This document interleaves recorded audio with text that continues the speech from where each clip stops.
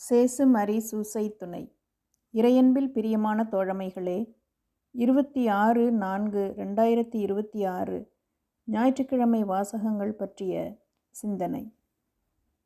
நீங்கள் மனம் மாறுங்கள், உங்கள் பாவங்களிலிருந்து மன்னிப்பு பெறுவதற்காக ஒவ்வொருவரும் இயேசு கிறிஸ்துவின் பெயரால் திருமுழுக்கு பெறுங்கள்.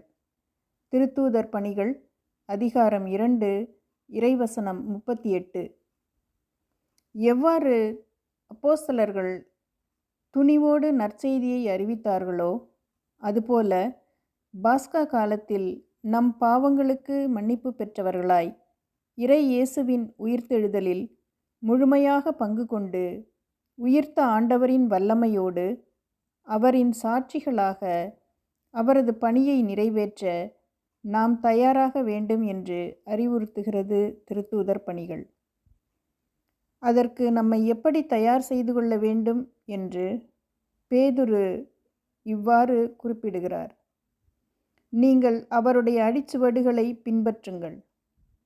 1 பேதுரு அதிகாரம் 2 இறைவசனம் 21. கிறிஸ்துவைப் போல நல்லவை நினைத்து நன்மைகள் பல செய்து இறை சித்தத்தை நிறைவேற்றி அதனால் வரும் துன்பங்களை இடர்களை ஏற்றுக்கொள்ள அறிவுறுத்துகிறார். அதற்கான பலத்தை நம் ஆயனாகிய ஆண்டவர் நமக்கு அளிக்கிறார்.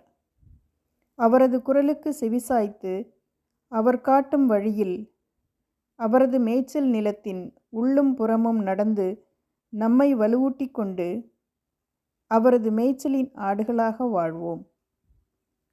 ஆயன் அளிக்கும் நிலைவாழ்வை பெற்றுக்கொள்வோம். நான் ஆடுகள் வாழ்வை பெறும்பொருட்டு, அதுவும் நிலைவாழ்வை பெறும்பொருட்டு வந்துள்ளேன். யோவான் அதிகாரம் 10 இறைவசனம் 10. இறைவன் என்றென்றும் வாழ்த்தப் பெறுவாராக. ஆமென்.